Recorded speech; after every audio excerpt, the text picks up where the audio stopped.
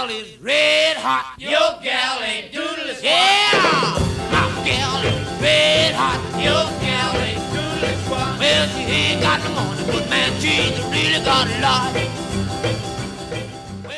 His records were everything a teenager could want. Loud, reckless, and just a little dangerous. Flying Saucers rock and roll, Red Hot.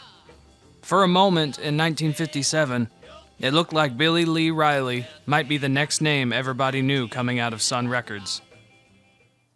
But the story starts in a quieter, harder place.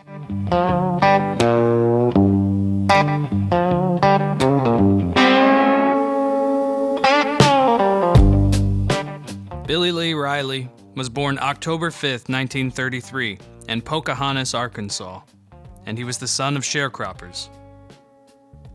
His childhood, as he later told it, was defined by two things: cotton farming and music. The family moved often from one small Arkansas town to another, following work.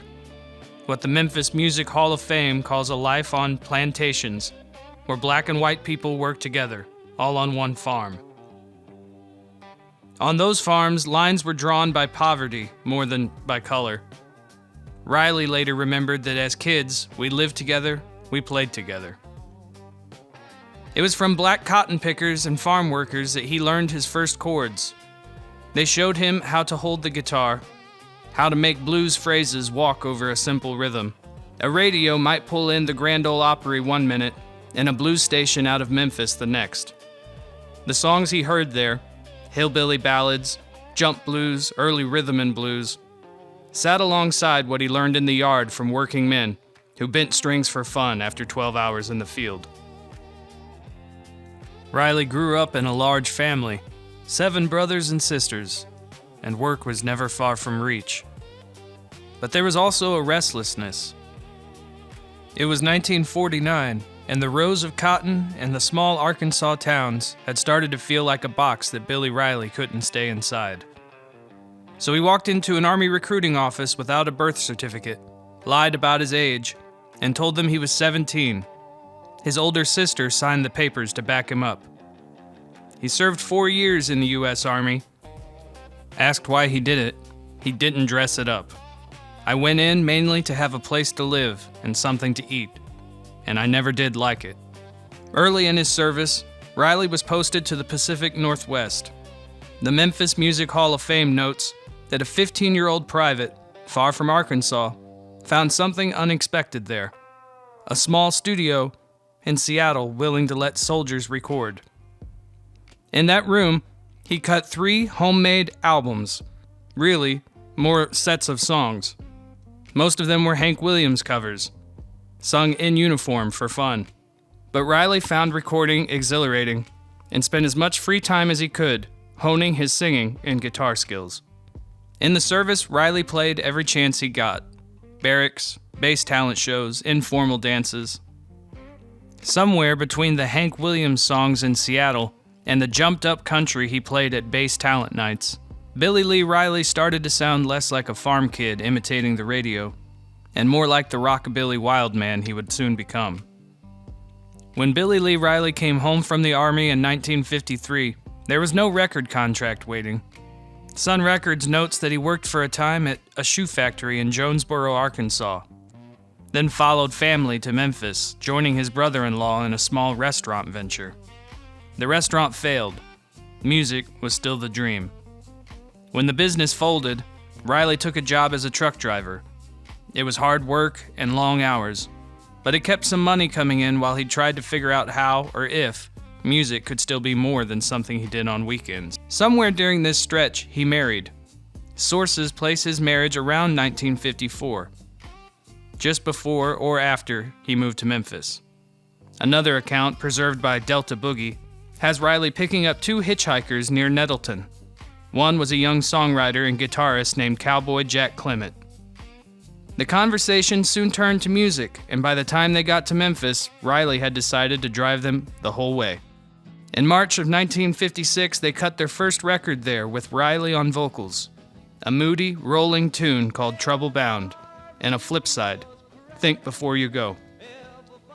The band included Roland Janes on guitar and Johnny Bernero on drums. Bernero had already played behind Elvis Presley on Sun Records. Troublebound and Think Before You Go were meant to be Fernwood's first release, Clement and Wallace's debut as independent producers. But when Sam Phillips at Sun Records heard the tape, he bought the master, signed both Billy Lee Riley and Jack Clement to Sun, and issued Troublebound, back with Rock With Me Baby, as a Sun Records studio release on September 1st, 1956. In just 3 years, Riley had gone from sharecropper's son in uniform to a factory and truck route worker to a frontman on a Sun single cut in a friend's garage. What followed is that Riley and the musicians around him became the main Sun studio band, a house outfit that could rock behind almost anyone. The core lineup was soon known as the Little Green Men. By late 1956, if you walked into Sun and didn't have a band, you often got Billy's. The first real spark came with Flying Saucers Rock and Roll, written by Ray Scott and cut at Sun with Riley and the Little Green Men in full flight. It was released February 23, 1957. It paired Flying Saucers Rock and Roll with I Want You Baby. On piano, still an unknown outside Memphis, was Jerry Lee Lewis. The record is chaos held together, stop time breaks, and Lewis's piano barking behind Riley's vocal. The rhythm section just on the edge of coming apart.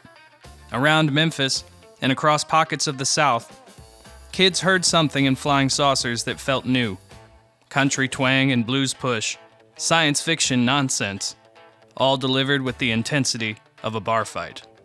Later that year, they cut what many fans still call Riley's masterpiece, Red Hot, backed with Pearly Lee, released on September 30th, 1957. My gal is red hot. Ain't doodles. Yeah! My gal is red hot. Your gal ain't doodles. She ain't got no money, but a man, she really got a lot.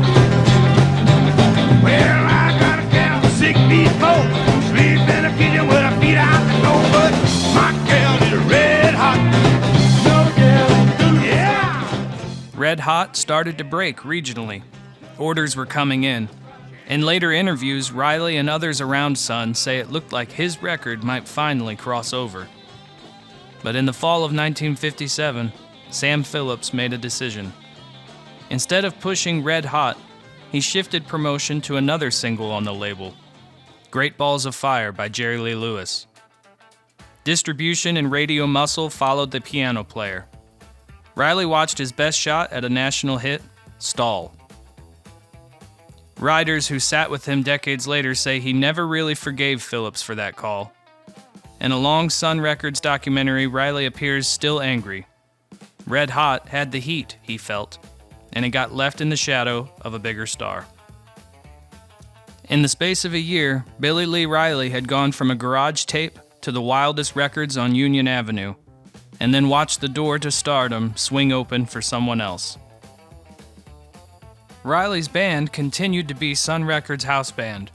When Jerry Lee Lewis cut Breathless in January of 1958, the credited band includes Billy Lee on guitar and the other Green Men as the backing band. But meanwhile, Riley's own Sun singles kept coming, but none of them charted nationally. Sam Phillips didn't really promote those later Riley records, and like several other would-be rockabilly stars on the label at the time, he just never got that one push. On stage, he looked like a star. One biography describes him as good-looking, with a wild, crowd-stirring stage act. The Little Green Men sometimes even wore green felt suits, cut from pool table cloth, and tore through sets that made other bands nervous to follow them. But on paper, in the trade papers and charts that decide who gets remembered, he was starting to look like what one interview later called him, the best former Sun artist to never have a national hit record. The frustration built slowly. After Red Hot, Riley made other recordings for Sun, and they likewise did not have a lot of sales. He watched artists he played behind, Jerry Lee Lewis especially, get the promotion budgets and radio calls he never did. For a while, he stayed anyway. It was work, and it was music. It was Sun. But by 1960, he and guitarist Roland Janes had decided to try something else. They left the label and started their own imprint, Rita Records, based in Memphis. He couldn't make Sam Phillips treat him like a headliner, so he tried to be his own version of Sam Phillips, a working musician who would rather gamble on a small label than keep waiting for a phone call that never quite came.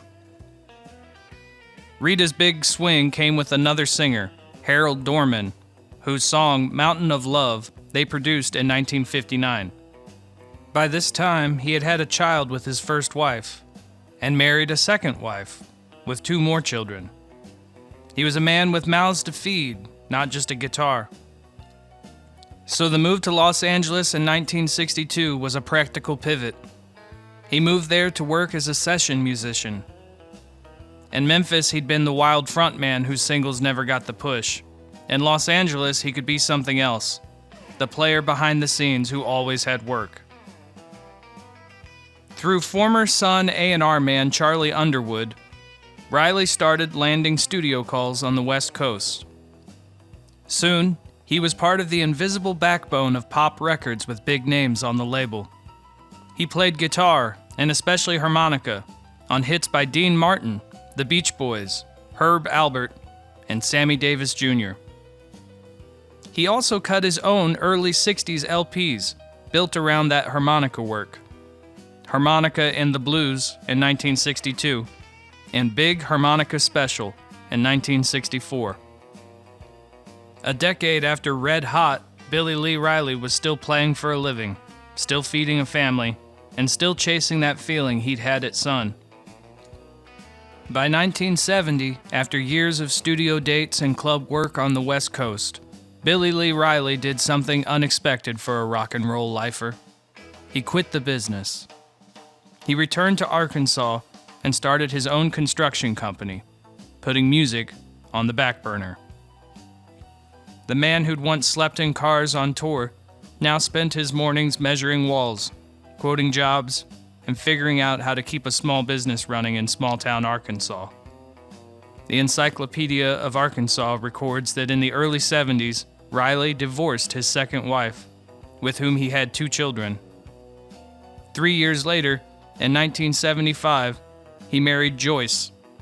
Around the time of that marriage, the encyclopedia adds, he abandoned music and started decorating homes. He and Joyce built a life in Arkansas towns like Newport, where he would live for many years.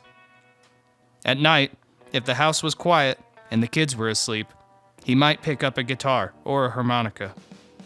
But for the first time since he'd walked into Sun's studio, music was not the center of his day. But quietly, in the background, the records he'd made as a young man refused to die. Rockabilly collectors in the US and Europe were trading Sun singles. Reissue labels were slipping his tracks onto compilations, and younger players were starting to treat songs like Red Hot and Flying Saucers Rock and Roll as lost scriptures. Before the decade was out, Robert Gordon and Link Wray would cover his songs. Memphis would ask him back for a festival, and European promoters would want the original Wildman from Union Avenue.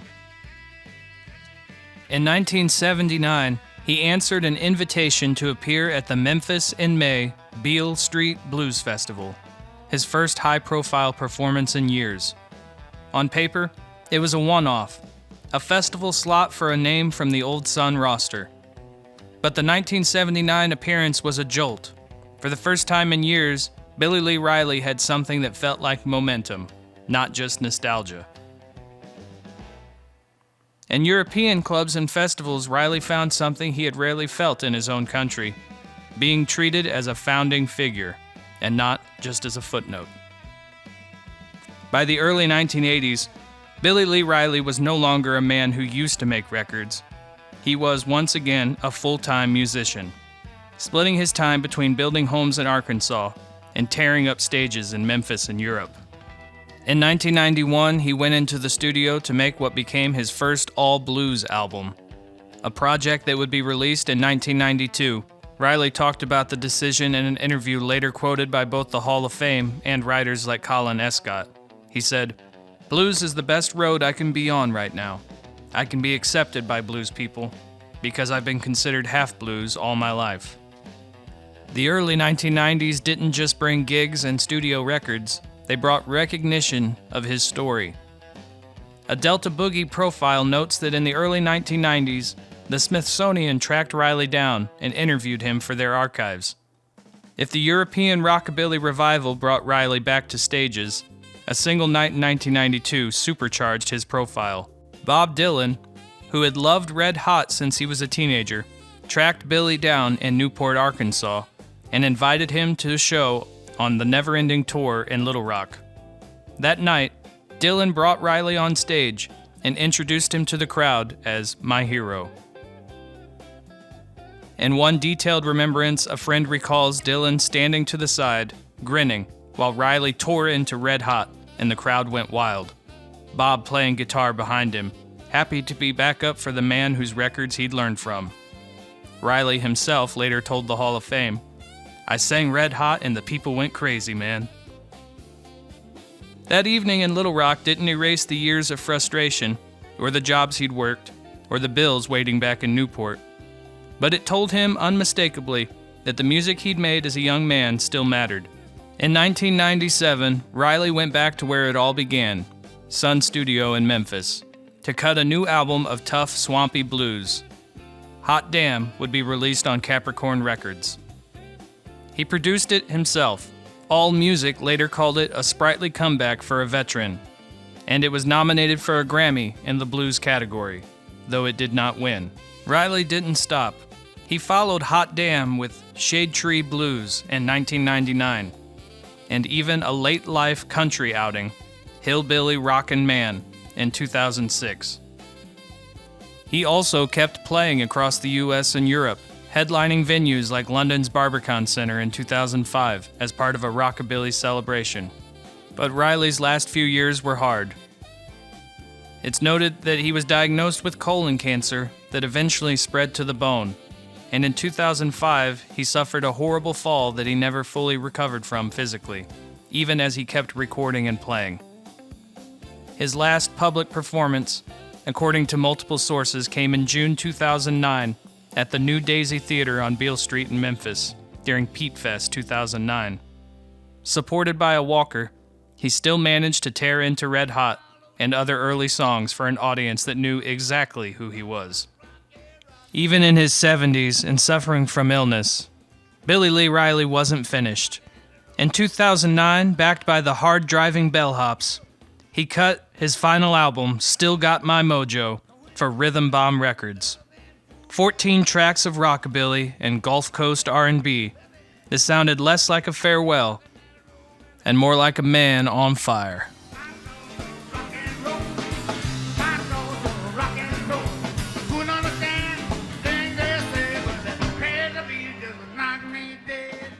On August 2nd, 2009, Billy Lee Riley died in Jonesboro, Arkansas, aged 75.